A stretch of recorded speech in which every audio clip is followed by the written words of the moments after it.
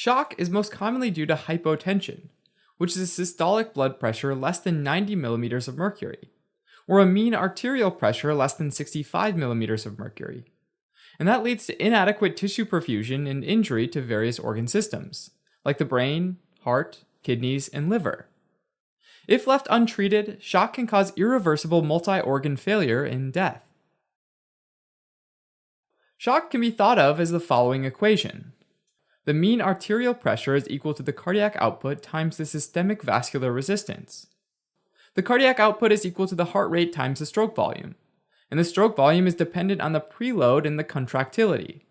So the causes of shock can either be due to a decline in the cardiac output or the systemic vascular resistance. When one parameter decreases, normally the other increases to try to compensate. A decrease in the cardiac output can be due to decreased preload, decreased contractility, or a heart rate that's too fast or too slow.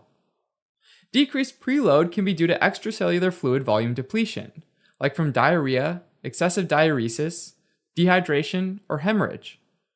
These are all causes of hypovolemic shock. Preload can also decrease if there's something obstructing the entry of blood into or out of a cardiac chamber, and this is called obstructive shock. For example, tension pneumothorax and pericardial tamponade can compress the inferior vena cava, obstructing blood flow to the right ventricle, and decreasing the cardiac output. A massive pulmonary embolism can obstruct blood from circulating through the pulmonary vessels and getting to the left ventricle. Cardiogenic shock is when the decrease in cardiac output is secondary to a decrease in contractility, like with congestive heart failure, myocardial infarction, myocardial contusion, or due to dysrhythmias. Alright, on the other hand of the equation, we have things that decrease the systemic vascular resistance, or in other words, result in peripheral vasodilation. These include anaphylactic, septic, and neurogenic shock, as well as certain disease states like acute adrenal insufficiency. Alright, the approach to an individual with suspected shock starts with the ABCs: airway, breathing, and circulation. The goal here is to detect life-threatening emergencies and address them immediately. The airway is evaluated for patency, and the easiest way to do this is to ask the individual to speak to you. A clear, coherent voice usually means that they can protect their own airway. If the individual is not breathing, or is unconscious with a Glasgow Coma Scale, or GSC less than 8, then endotracheal intubation and mechanical ventilation is performed. Also, signs like lip and tongue swelling or inspiratory stridors suggest anaphylactic shock. As for breathing, ventilation and oxygenation are assessed. For example, hypoxemia, decreased air entry, hyperresonance on percussion, and tracheal deviation to the opposite side might be seen in a tension pneumothorax. In such a case, immediate needle decompression is performed by inserting a needle in the second intercostal space on the affected side, which alleviates the compression of the inferior vena cava. Alright, as for the circulation, IV access should be obtained by inserting 2 large-bore peripheral intravenous lines. If it's difficult to obtain intravenous access, like for someone with hypovolemic shock, then an intraosseous line should be inserted. Central venous access, like an internal jugular, subclavian, or femoral vein lines, should be obtained if blood products or prolonged infusions of vasopressors are to be given. However, resuscitation should not be delayed simply because central venous access is not available. A small bolus of IV crystalloid fluid might be given initially as a fluid challenge, which assesses the person's response to fluids. Parameters like the mean arterial blood pressure or the urine output might be used to assess responsiveness. For example, hypovolemic and septic shock usually respond well to fluids, whereas cardiogenic and obstructive shock do not. Alright, now the vital signs offer more clues. Fever or hypothermia can happen in septic shock, although they're not always present. Shock caused by decreased cardiac output usually leads to a narrow pulse pressure, like a pressure of 70/60, for example. On the other hand, shock caused by a decreased systemic vascular resistance usually manifests as a wide pulse pressure, like a pressure of 100/30. It's also important to know a person's baseline blood pressure. For example, a blood pressure of 110/80 is actually low for someone with uncontrolled hypertension who has a baseline of 180/120. A recently studied parameter is the shock index, which is the heart rate divided by the systolic blood pressure. A shock index greater than 0.8 usually indicates shock, and the higher the number, the worse the shock. But a normal shock index value does not exclude shock. Now, tachycardia and tachypnea are classic compensatory responses to shock. However, if someone is on a medication like a beta blocker, this might blunt the tachycardia. Also, neurogenic shock, a complete heart block, or an overdose on beta blockers or calcium channel blockers can all cause bradycardia. On physical exam, cold extremities usually signify shock caused by a decreased cardiac output, because the body attempts to redirect blood flow away from the skin to more vital organs like the brain and the heart. On the other hand, in shock caused by a decreased systemic vascular resistance, the extremities are usually warm due to peripheral vasodilation.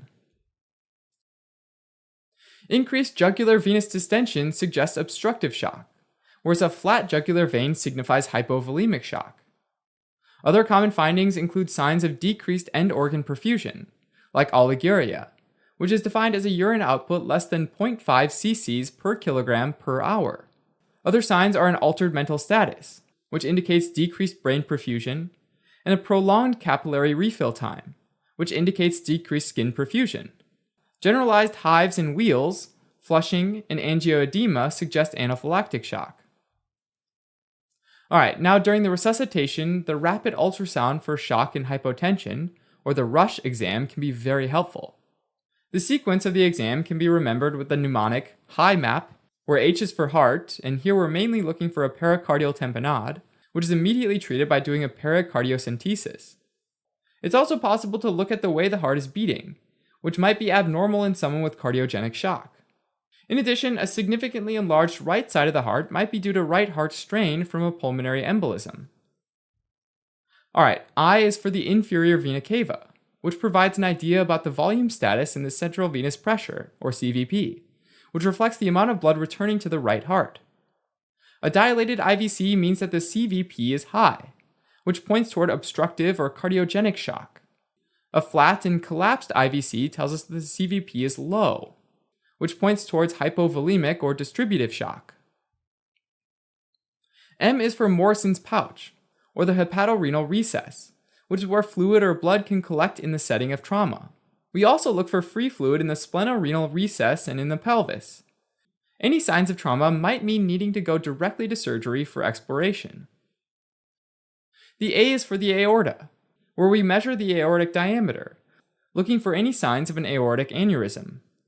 It's crucial that we look at the entire aorta, beginning from the xiphoid process all the way down to the abdomen until you see the aorta bifurcate into the common iliacs, which is usually just under the umbilicus. Finally, there's P, which is a reminder to look for a pneumothorax.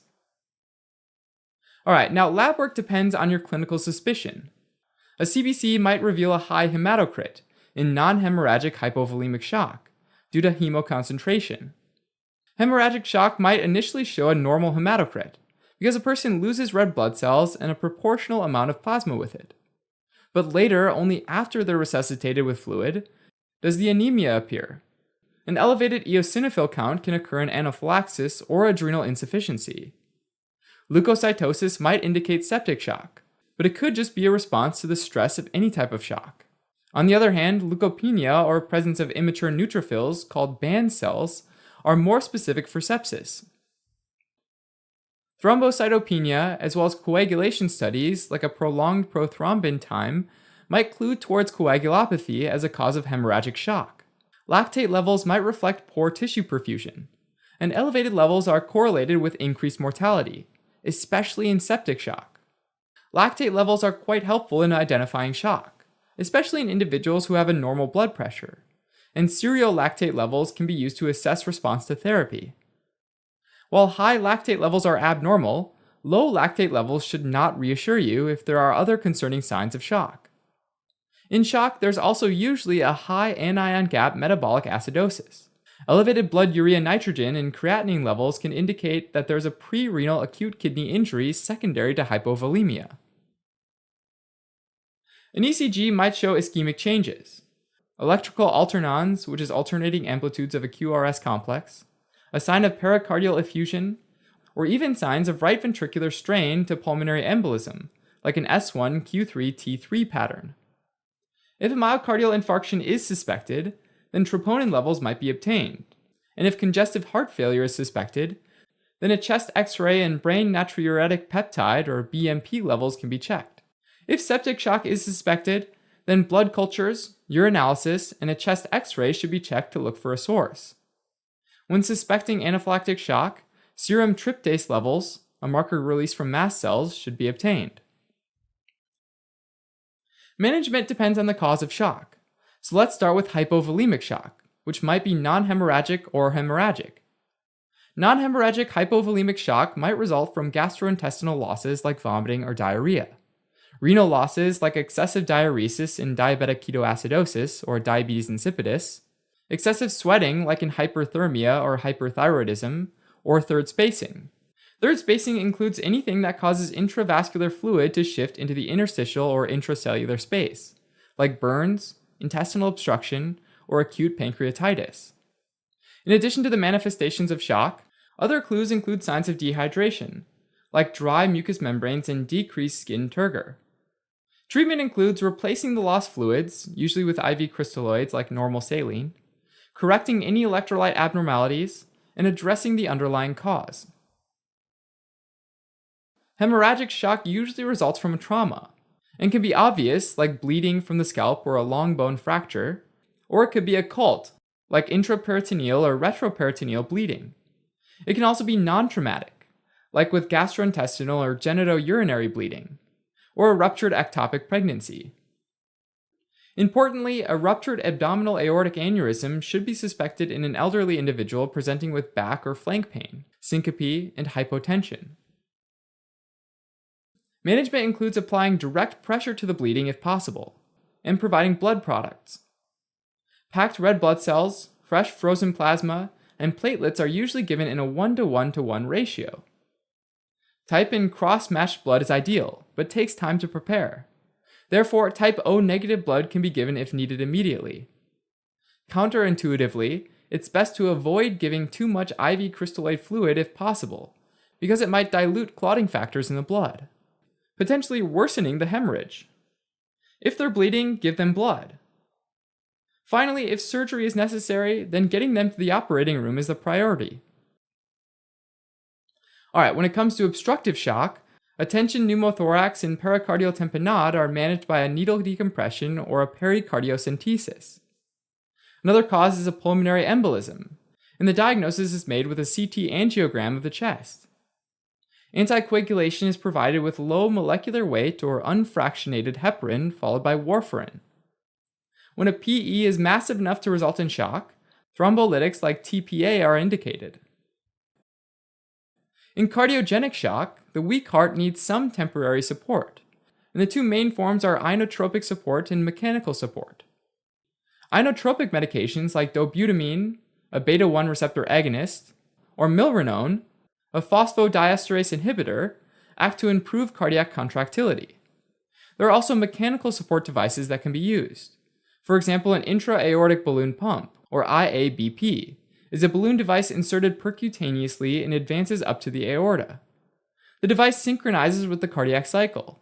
It inflates during early diastole, which increases diastolic coronary blood flow, and then it deflates during systole, reducing the afterload and dramatically improving cardiac output.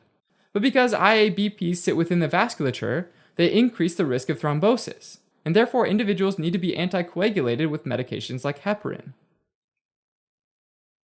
Alright, now if a myocardial infarction is the cause of cardiogenic shock, then the individual is taken to the catheterization lab to identify and revascularize the occluded vessel using coronary angiography and percutaneous coronary intervention, or PCI.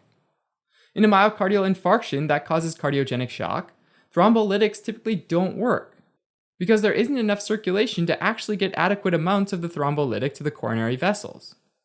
Finally, if the cause is a tachyarrhythmia, then the usual treatment is cardioversion or defibrillation. And if it's a bradyarrhythmia, then atropine is usually given and cardiac pacing is done. Alright, on to distributive shock. When sepsis is suspected, management starts by obtaining blood cultures and giving empiric antibiotics and IV fluids, ideally within the first hour of presentation. A preferred regimen includes vancomycin plus a second antibiotic like a third-generation cephalosporin or piperacillin tazobactam or a carbapenem. IV crystalloid fluid should be given within the first 3 hours at a rate of 30 milliliters per kilogram. Now, if despite adequate fluid resuscitation, vasopressors are required to maintain the mean arterial pressure above 65 millimeters of mercury, and the lactate level is greater than 2 millimoles per liter, then it's considered septic shock. Norepinephrine is the preferred first-line vasopressor, and if it fails to maintain the blood pressure alone, then vasopressin is added. Other options include epinephrine and phenylephrine. If the individual fails to respond to 2 or more vasopressors, then glucocorticoids like IV hydrocortisone and inotropic agents should be considered. Anaphylaxis is an acute, life-threatening syndrome caused by IgE-mediated release of vasoactive mediators, like histamine and bradykinin from mast cells and basophils in response to various allergens. Some triggers like opioid medications can induce release of mediators in a non-IgE dependent fashion, and this would be called an anaphylactoid reaction. There are 3 potential presentations that should raise your concerns for anaphylaxis. First is an acute onset of skin or mucosal tissue symptoms, like hives, pruritus, or angioedema, along with at least one of either respiratory symptoms like stridor or wheezing, or hypotension. The second presentation is presence of 2 of the following after exposure to a likely allergen: skin and mucosal symptoms, respiratory symptoms, hypotension, and gastrointestinal symptoms like crampy abdominal pain, vomiting, or diarrhea. The third presentation is simply hypotension after exposure to a known allergen, like an insect bite. As soon as anaphylaxis is suspected, the first and most important thing to do is inject 0.3 to 0.5 milligrams of 1 in 1,000 epinephrine intramuscularly, which means 1 gram of epinephrine diluted in 1,000 milliliters, or in other words, 0.01%. In a standard 1 in 1,000 vial of epinephrine, there's 1 milligram of epinephrine per 1 milliliter. Sometimes this dose needs to be repeated. This is crucial to differentiate from the 1 in 10,000 epinephrine used in cardiac arrest. The IV route is an alternative, but there's a risk of dosing error, which can cause ventricular arrhythmias, and therefore the intramuscular route is preferred. Epinephrine increases cardiac output, relaxes the smooth muscle of the airway, and causes vasoconstriction, all of which leads to increased blood pressure and reduced movement of intravascular fluid into the interstitial space, which reduces mucosal edema. Now, if an individual is on a beta blocker, that can blunt the effect of epinephrine. To get around that, glucagon can be used. Glucagon does not rely on beta receptors and can potentiate the effect of epinephrine. In addition, because massive amounts of fluid shift to the interstitial compartment, it's also important to give IV crystalloid fluids. If there are signs of upper airway compromise, like stridor or lip or tongue swelling, then intubation might be needed. But you should always give epinephrine first, because it might actually reduce the need for intubation. If intubation is difficult due to significant upper airway swelling, then a surgical cricothyroidotomy can be performed. There are also some additional medications that help with symptom relief. Oral or IV antihistamines like diphenylhydramine or ranitidine might be given. Sometimes a less severe episode of anaphylaxis can recur within 72 hours after the initial episode, and this is called a biphasic reaction. Glucocorticoids like methylprednisolone have a delayed onset of action, so they're thought to help reduce the risk of a biphasic reaction. Beta-2 agonists like albuterol do not help relieve the upper airway angioedema, but they do help with lower airway bronchospasm. Interestingly, people with pre-existing coronary artery disease have lots of mast cells in the coronary circulation. When anaphylaxis happens, vasoactive mediators can trigger plaque rupture, leading to a myocardial infarction. And this unique phenomenon is called Kunis syndrome. In addition to managing anaphylaxis, percutaneous coronary intervention should also be performed. Finally, prior to discharge, it's crucial to educate individuals and their family members on how to use epinephrine autoinjectors like the EpiPen. Next up is neurogenic shock. Now, sympathetic innervation of the heart originates from T1 to T5 spinal cord segments. Injury to these segments might potentially result in loss of the sympathetic innervation, which results in unopposed parasympathetic stimulation, causing hypotension due to peripheral vasodilation and bradycardia. Massive peripheral vasodilation can also cause priapism. Treatment includes IV crystalloid fluids and vasopressors like norepinephrine, phenylephrine, or dopamine. A common mix-up is spinal shock, which is technically a misnomer, but it does not affect the circulatory system. Instead, spinal shock is a temporary state of flaccid paralysis and loss of sensation below the level of the spinal cord injury. The final type of distributive shock is acute adrenal insufficiency, or adrenal crisis, which is a rapid decrease in the glucocorticoid cortisol and the mineral corticoid aldosterone. This is classically caused by sudden cessation of chronic exogenous glucocorticoids, like someone with asthma or COPD, or failure to increase the dose during times of stress, like infection or surgery. Individuals develop hypotension refractory to fluids and vasopressors, altered mental status, and even abdominal pain. Lab work shows hyponatremia, hyperkalemia, hypoglycemia, and non-anion gap metabolic acidosis. A CBC might show eosinophilia on the differential. Treatment includes IV hydrocortisone to replace the cortisol, and IV fludrocortisone to replace the aldosterone. Fludrocortisone is used because it has the greatest mineral corticoid effect of all of the exogenous steroids. Alright, finally there's toxic shock syndrome, which is caused by bacterial exotoxins that act as superantigens and can generate a hyperactive immune response.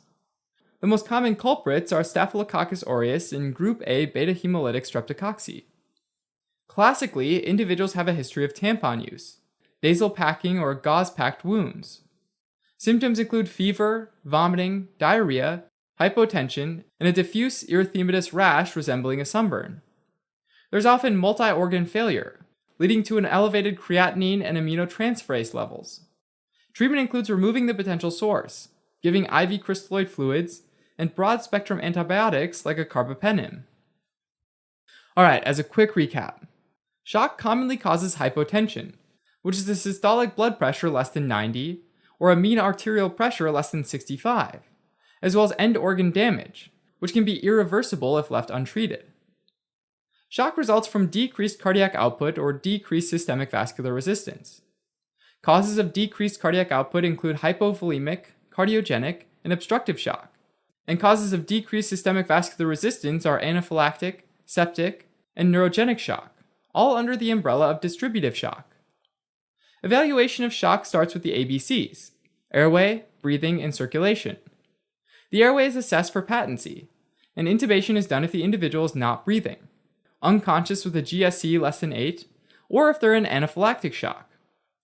Breathing includes assessing ventilation and oxygenation. If there are signs of tension pneumothorax like decreased air entry, hyperresonance on percussion, and increased jugular venous distension, then needle decompression is performed immediately. After that, for circulation, 2 large-bore intravenous lines are inserted, and a fluid challenge is initiated. Cold extremities usually signify a decreased cardiac output, whereas warm extremities point toward a decreased systemic vascular resistance.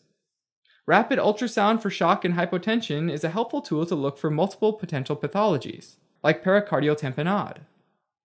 Initial investigations include a CBC, blood urea nitrogen, and creatinine levels, lactate, an arterial blood gas analysis, troponin and BMP levels, and an ECG. If septic shock is suspected, blood cultures, a urinalysis, and a chest x-ray are done to look for a source of infection. Hypovolemic shock is treated with fluids and blood transfusions if it's hemorrhagic. Obstructive shock is treated by treating the underlying cause, like a pericardiocentesis for a pericardial tamponade, or anticoagulation and thrombolysis for a pulmonary embolism. Cardiogenic shock is treated with inotropes, like dobutamine, mechanical devices like an intra-aortic balloon pump, and percutaneous coronary catheterization if a myocardial infarction is the cause. Septic shock is treated with empiric broad-spectrum antibiotics, vasopressors like norepinephrine and vasopressin, and if they fail, then glucocorticoids and inotropes might be added. Anaphylactic shock is treated with intramuscular epinephrine, airway management, and medications like antihistamines and glucocorticoids. Neurogenic shock is treated similarly to septic shock, without the antibiotics. Adrenal insufficiency is treated with IV hydrocortisone and fludrocortisone. Finally, toxic shock syndrome is treated by removing the inciting foreign body along with empiric antibiotics.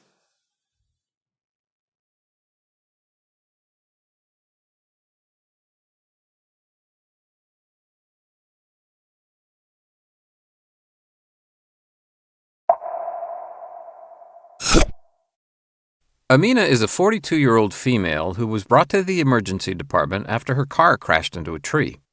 According to the paramedics, part of the car was on fire upon arrival. During resuscitation, her vitals showed a blood pressure of 70/50 and a heart rate of 140. Upon examination, her extremities are cold and clammy, and there were multiple first and second-degree burns on her neck, abdomen, and lower extremities. Additionally, auscultation reveals decreased air entry on the left side of her chest, and this is Amina's chest X-ray. Palpation of the pelvis produced significant tenderness, prompting the ED physician to order a pelvic X-ray. After resuscitating Amina, another individual is rolled into the emergency department. Anastasia, 77 years old, comes in with high fever and chills and a 5-day history of dysuria and flank pain. Her blood pressure is 80/40, and her heart rate is 120 beats per minute. On examination, her extremities are warm and flushed.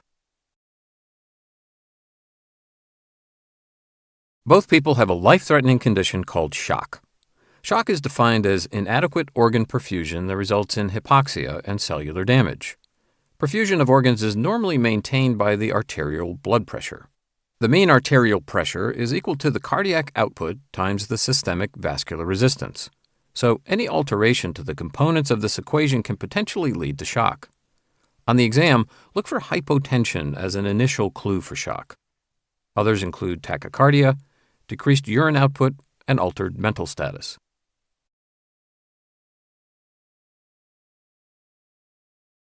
Now, we can classify shock into two major categories. There's cold or low cardiac output shock, and warm or distributive shock, where there's decreased systemic vascular resistance. Okay, let's start with cold shock. This includes cardiogenic, hypovolemic, and obstructive shock. In cardiogenic shock, the cardiac output is compromised because of a problem with the heart. This could range from congestive heart failure, acute myocardial infarction, valvular dysfunction, to even a myocardial contusion from trauma, basically anything that could prevent the heart from pumping enough blood to the rest of the body. In response to the ensuing hypotension, the baroreceptors in the aorta and carotid arteries induce a sympathetic reflex that results in vasoconstriction of the peripheral arterioles, which increases the systemic vascular resistance. This vasoconstriction is good as it redirects blood flow from non-vital organs like the skin to more vital organs like the brain. As a result, the skin will feel cold and clammy on examination. Another clue is the pulmonary capillary wedge pressure, or PCWP for short, which is measured by inserting a catheter into a small pulmonary arterial branch. In cardiogenic shock, this is elevated because more blood remains in the left side of the heart and it prevents pulmonary venous return. The blood backs up into the pulmonary vessels, and the increase in pressure pushes fluid into the interstitium and alveoli of the lungs, resulting in acute pulmonary edema. This classically presents with shortness of breath and crackles on auscultation as a result of acute pulmonary edema. Now, SvO2, or mixed venous oxygen saturation, will be lower. This is measured in the right atrium and reflects the total amount of oxygen going back to the heart. In cardiogenic shock, blood flow is slower than normal, so any oxygen that remains in the blood is extracted furiously by the tissues, and so we'll see a lower content of oxygen when blood returns to the heart. Treatment of cardiogenic shock depends on the underlying cause and may include inotropic medications or mechanical support devices to improve cardiac contractility. Next is hypovolemic shock. In this type, the intravascular volume is decreased, which decreases venous return to the heart and ultimately cardiac output. So, similarly to cardiogenic shock, hypovolemic shock makes the skin feel cold and clammy due to peripheral vasoconstriction. This also increases systemic vascular resistance. Now, since intravascular volume is decreased, pulmonary capillary wedge pressure will also be low, and tissues will be pulling out as much oxygen as they can, leaving the SvO2 much lower. Hypovolemic shock has two subtypes, hemorrhagic, which is the most common, and non-hemorrhagic. Hemorrhagic shock usually results from blunt or penetrating trauma, such as injury to the liver, spleen, or long bone fractures like femur fractures. Other causes of hemorrhagic shock that are non-traumatic include variceal bleeding or postpartum hemorrhage. Non-hemorrhagic causes of hypovolemic shock include anything that results in fluid loss, like diarrhea or vomiting. Also, burns increase capillary permeability, causing a tremendous amount of fluid to shift from the plasma to the interstitial space, which is called third spacing. And this is why fluid replacement is crucial in the management of burns. Hypovolemic shock is treated with intravenous fluids and blood transfusions if it's hemorrhagic. Next is obstructive shock, which from the name involves something that obstructs the heart and prevents it from pumping out enough blood. That blood builds up in the heart, so PCWP will be elevated, but it can't be pushed out, resulting in decreased cardiac output. Now, the blood vessels will try to compensate by squeezing tighter in order to increase systemic vascular resistance. And tissues are trying to pull out oxygen from the limited blood supply, so SvO2 will be lower. Now, a high-yield cause of obstructive shock is tension pneumothorax, in which there is air in the pleural cavity that can push against the superior vena cava. This decreases venous return and ultimately the stroke volume. For treatment, the air needs to be removed right away by inserting a needle or a chest tube in the space between the second and third rib of the affected side on the midclavicular line, which provides an escape route for the trapped air. Also, when blood collects in the pericardial sac, the resulting cardiac tamponade can limit the heart's ability to fill up with blood. Treatment is pericardiocentesis. That's where a needle is inserted into the pericardium to drain the excess pericardial fluid. Finally, a large pulmonary embolus can occlude the pulmonary trunk, compromising the right heart's ability to pump blood to the lungs. Treatment is anticoagulation or thrombolysis. Moving on now to warm or distributive shock. The problem here is that the systemic vascular resistance is decreased due to peripheral vasodilation. Because of this vasodilation, the classic feature on physical exam is warm and flushed skin. To compensate for this, the heart tries to pump faster so cardiac output can be elevated. The fluid load on the heart and the pulmonary capillary wedge pressure will be a bit lowered. Intuitively, one would think that vasodilation increases blood flow and therefore should actually increase the delivery of oxygen to tissues. Well, the thing is that blood flow, in this case, is too fast, and tissues aren't given enough time to extract the necessary oxygen.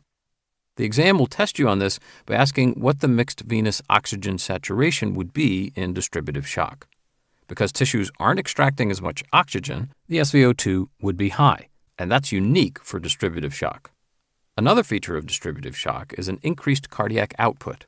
You see, vasodilation increases venous return to the heart, which increases the stroke volume and therefore the cardiac output.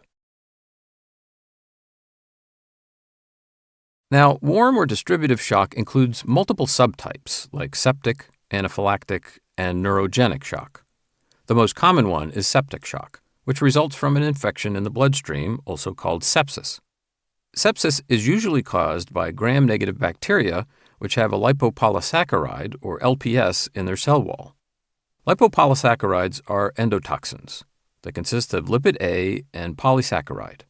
For your exams, remember that lipid A is responsible for the toxicity of gram-negative bacteria. The endotoxin triggers macrophage activation, resulting in the release of cytokines, like IL-1, IL-6, and TNF-alpha, causing the vessels to dilate and become leaky. TNF-alpha can also damage the endothelium of blood vessels, releasing a substance called nitrous oxide, which causes massive vasodilation. Another high-yield concept is that sepsis increases the release of tissue thromboplastin, which leads to abnormal activation of the coagulation cascade. This can lead to a syndrome known as disseminated intravascular coagulation, or DIC, which features both thrombosis and bleeding. Some clinical features that would suggest septic shock include decreased or elevated body temperature with chills or rigors. And depending on the source, head and neck infections like meningitis might be accompanied by severe headache, neck stiffness, and altered mental status. Pulmonary infections like pneumonia may have a cough, especially a productive one, shortness of breath, and focal crackles on lung auscultation. Cardiac infections, like infective endocarditis, classically present with a new murmur, especially in individuals with a history of IV drug use or artificial valves. Gastrointestinal infections can cause nausea, vomiting, diarrhea, or abdominal pain. Pelvic and genitourinary infections like pyelonephritis are often accompanied by pelvic or flank pain and dysuria, frequency, and urgency. And finally, bone and soft tissue infections may have localized pain or tenderness, as well as swollen, red, and warm areas. Broadly speaking, septic shock is treated with intravenous fluids and broad-spectrum antibiotics. All right, the next subtype is anaphylactic shock, which is essentially the most extreme reaction to an allergen, like a bee sting. Remember that this is a type 1 hypersensitivity reaction, where in response to the allergen, mast cells are activated, releasing vasoactive mediators like histamine and bradykinin that cause massive vasodilation. Histamine also causes the muscles in the bronchi to constrict, resulting in wheezing. In addition, the massive vasodilation causes fluid to exit the intravascular compartment and extravasate into the interstitial compartment. This causes edema, which can be life-threatening if present in the airway. As soon as anaphylaxis is suspected, the first and most important thing to do is inject epinephrine intramuscularly. Epinephrine increases cardiac output, relaxes the smooth muscles of the airway, and causes vasoconstriction, all of which leads to increased blood pressure and reduced movement of intravascular fluid into the interstitial space, which reduces mucosal edema. The final subtype of distributive shock is neurogenic shock. In this subtype, injury to the central nervous system results in loss of the sympathetic tone. As a result, the balance is tipped toward the parasympathetic system, causing massive peripheral vasodilation. For your exams, it's high yield to know that unlike the other subtypes of distributive shock, impaired sympathetic response to the heart here results in decreased cardiac output. On top of that, the heart rate is also decreased. Remember that this is unique to neurogenic shock, as in all other types of cold or warm shock, heart rate is increased to try to compensate for the low blood pressure. Now, causes of neurogenic shock include spinal cord trauma, traumatic brain injury, or intracerebral hemorrhage. Another clue on exams would be the absence of reflexes below the level of the injury. All right, as a quick recap, shock is a condition where there's inadequate organ perfusion that leads to tissue hypoxia and cellular damage. There are two main types of shock: cold shock, where extremities feel cold and clammy, and warm or distributive shock, with warm and flushed extremities. Types of cold shock include cardiogenic, hypovolemic, and obstructive shock. Cardiogenic shock can be caused by congestive heart failure, acute myocardial infarction, or valvular disease, and there's a low cardiac output, a high systemic vascular resistance and PCWP, and a low SVO2. Hypovolemic shock most commonly results from traumatic hemorrhage, but can also be non-hemorrhagic, such as vomiting or diarrhea. It has a low cardiac output, increased systemic vascular resistance, decreased PCWP, and a low SVO2. Obstructive shock is commonly caused by tension pneumothorax, pulmonary embolism, or cardiac tamponade. Cardiac output is low, systemic vascular resistance and PCWP are high, and SVO2 is low. Finally, distributive shock includes multiple subtypes, such as septic, caused by an infection in the bloodstream, and anaphylactic shock, caused by an extreme allergic reaction, where cardiac output is high, systemic vascular resistance and PCWP are low, and SVO2 is increased. And neurogenic shock, caused by injury to the CNS, where cardiac output, heart rate, systemic vascular resistance, and PCWP are all low, and SVO2 is increased. Okay, back to our cases.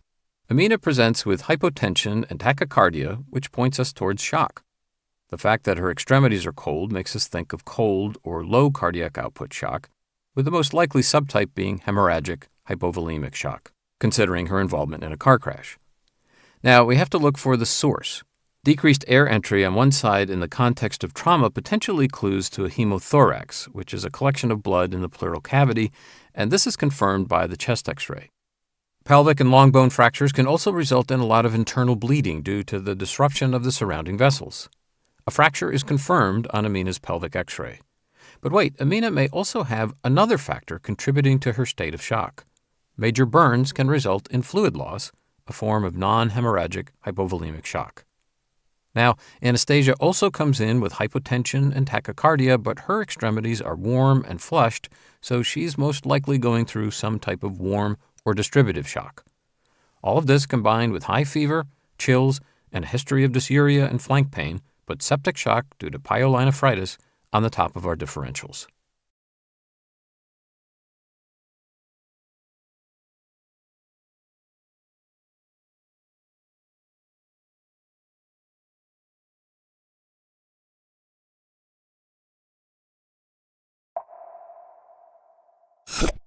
So when we talk about ischemia, we're usually talking about this lack of blood flow to a specific area of tissue. So maybe like with a heart attack, a coronary artery in the heart gets blocked that supplies the left ventricle with blood. So that localized area of heart tissue doesn't get enough blood and oxygen, and that damage is localized to that left ventricle. Shock is like ischemia, but on a global scale. In other words, it's a whole body circulatory failure, where blood flow to tissues is dangerously low, leading to cellular injury, possibly damaging multiple organs, and even leading to multiple organ failure if not treated immediately. Okay, so with shock, the body's tissues aren't getting enough oxygen via the blood, right? Normally, blood perfuses through tissue and delivers oxygen because there's enough pressure in the circulatory system to push it through. So blood pressure is a major determinant for the amount of blood perfusing through tissues. Now, blood pressure is determined by two components: the resistance to blood flow in the blood vessels, things like vessel length, blood viscosity, and vessel diameter, and the cardiac output, which is the volume of blood pumped by the heart through the body per minute. And you can break that into heart rate, the number of beats per minute, times stroke volume, the amount pumped out each beat. Going even further, the stroke volume is found by taking the total volume of blood left over after contraction, the end systolic volume, and subtracting it from the total volume in the heart after filling, the end diastolic volume. Alright, now keeping all those in mind, shock can be caused by a whole bunch of different things, but we can categorize the different types of shock into three main categories, along with some subcategories here and there. The first category is called hypovolemic shock. Hypo means low, vol refers to volume, and emia refers to the blood. So hypovolemic shock is shock induced by a low fluid volume of blood. And this could be either non-hemorrhagic or hemorrhagic. Non-hemorrhagic means that the loss of fluid volume isn't from bleeding. So this could be like if you were stranded in a desert and suffered severe dehydration. Eventually, your loss of fluid and sweat would reduce blood volume to where it wouldn't be enough to supply your body's organs, and you develop hypovolemic shock. Hemorrhagic hypovolemic shock, on the other hand, is loss of blood volume through ruptured blood vessels. In other words, from bleeding. A loss of about 20% of your total blood volume, roughly 1 liter, can be enough to induce hypovolemic shock. And when that liter of blood leaves the circulation, the total volume filling into the heart goes down, meaning the end diastolic volume goes down, right? This means stroke volume goes down as well, which causes cardiac output to go down, and finally we see that blood pressure goes down. When cardiac output goes down, catecholamines like epinephrine and norepinephrine, ADH and angiotensin II are released, all of which cause vasoconstriction of blood vessels, which increases vascular resistance and increases heart rate, which increases cardiac output. And these combined effects all increase blood pressure. A super important indicator of tissues not getting enough oxygen due to hypovolemia is a decreased mixed venous oxygen saturation, or MVO2. MVO2 is the amount of oxygen bound to hemoglobin in blood coming to the right side of the heart from the tissues. So it's like the amount of oxygen left over, or not extracted and used by the tissues. So if blood volume's down, that means oxygen's down, and there's going to be less left over, right? So MVO2 will be down with hypovolemic shock. Since blood flow provides heat to the tissues as well, when it's down, the skin starts to feel cool and clammy, and so hypovolemic shock is considered a cold shock. A second main category of shock is cardiogenic shock. Cardiogenic means produced by the heart, right? So this is when something happens to the heart such that now it can't pump enough blood to the body's tissues. The most common cause is acute myocardial infarction, or heart attack. Hold on a second though. Didn't I say at the beginning that was more along the lines of localized ischemia? Well, the heart attack itself reflects ischemia, right? But these effects of the initial cardiac damage eventually leads to a state of shock. When the heart's muscle cells die, it can't contract as hard, which means the amount of blood pumped out, or stroke volume, goes down, and therefore cardiac output goes down as well. In the same way as with hypovolemic shock, the body releases vasoconstrictors to increase vascular resistance and help maintain blood pressure. Also, as with hypovolemic shock, MVO2 will be down since there's less oxygen being pumped out, and so less will be left over. Sometimes there might be an obstruction that doesn't allow the heart to fill properly with blood. For example, we might have the pericardial sac fill up with fluid from an infection, or blood from a traumatic accident like getting stabbed in the chest. If this sac fills up, it physically constricts the heart from expanding and contracting normally, and also reduces the stroke volume. This is sometimes subclassified as obstructive shock. But you can see that the cause is still due to the heart's inability to do its job, right? Similarly to hypovolemic shock, a reduction in cardiac output leads to lowered blood flow, so the skin gets cool and clammy, and so cardiogenic shock is also considered a kind of cold shock.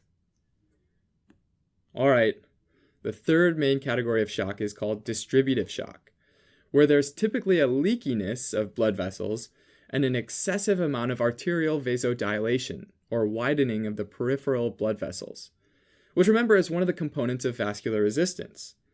If arterioles dilate, vascular resistance to blood flow goes down and blood pressure goes down, leading to less perfusion and distribution of blood to organs and tissues. Now, the most common type of distributive shock is septic shock, from pathogens in the blood. What happens with septic shock is endotoxins, these large, clunky lipopolysaccharide molecules, sometimes just called LPSs, found in the outer membrane of gram-negative bacteria, causes a crazy cascade of events that ultimately leads to lowered perfusion. First, these guys directly damage endothelial cells and cause them to release vasodilators like nitric oxide. They also activate the complement pathway in the blood, which stimulates mast cell release of histamine, another vasodilator.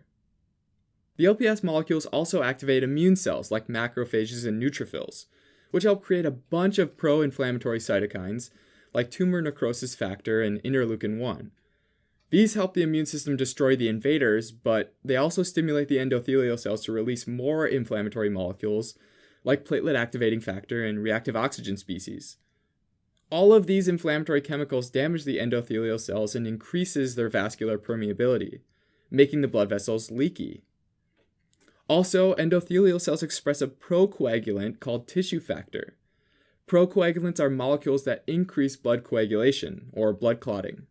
And this, in combination with an overall decrease in anticoagulants, which usually decrease clotting and seem to be often depleted or used up during sepsis, leads to this net increase in coagulation and clotting in the microvasculature. And of course, clotting and blockages in the blood vessels further decreases perfusion, right? Okay, so this widespread vasodilation means very little vascular resistance, and blood can't get the chance to unload as much oxygen as it cruises through the vasculature, and it gets back to the right side of the heart with leftover oxygen. So in this case, as opposed to cardiogenic and hypovolemic shock, MVO2 can be normal or even increased. In contrast to hypovolemic and cardiogenic shock, now there's an increase in flow in the peripheral blood vessels, and the skin becomes warm and flushed. So distributive shock is a kind of warm shock. The overall combined effects of widespread vasodilation, increased vascular permeability, and microvascular blood clotting all contribute to decreased perfusion of blood to vital organs. Now, two kind of subtypes of distributive shock are anaphylactic shock, which is an allergic reaction that causes dangerously low blood pressure, and neurogenic shock, where the nervous system gets damaged and can't control the body's blood pressure. The treatment of shock depends on the cause. In general, the goal is to stabilize blood pressure so that vital organs like the heart and the brain are perfused with blood. In order to stabilize blood pressure, Fluid replacement and medications that increase heart contractility, cause vasoconstriction, and retain fluid can be administered. Oftentimes, a person might need supplemental oxygen or have their airway protected, for example with intubation. Alright, as a quick recap, shock is ultimately a failure in tissue perfusion, and it affects the whole body, putting tissues and organs at risk for injury and ultimately organ failure. Hypovolemic shock happens when dehydration or hemorrhage reduces the volume of blood in the blood vessels. Cardiogenic shock happens when a direct injury like a heart attack or an obstruction like a pericardial effusion prevents the heart from pumping blood efficiently. Distributive shock happens when something like an allergic reaction or damage to the nervous system, called neurogenic shock, causes the blood vessels to vasodilate and become leaky, which reduces the resistance and lowers the blood pressure. Thanks for watching. If you're interested in a deeper dive on this topic, take a look at osmosis.org, where we have flashcards, questions, and other awesome tools to help you learn medicine. Otherwise, you can always support us by donating on Patreon, subscribing to our channel, or following us on social media.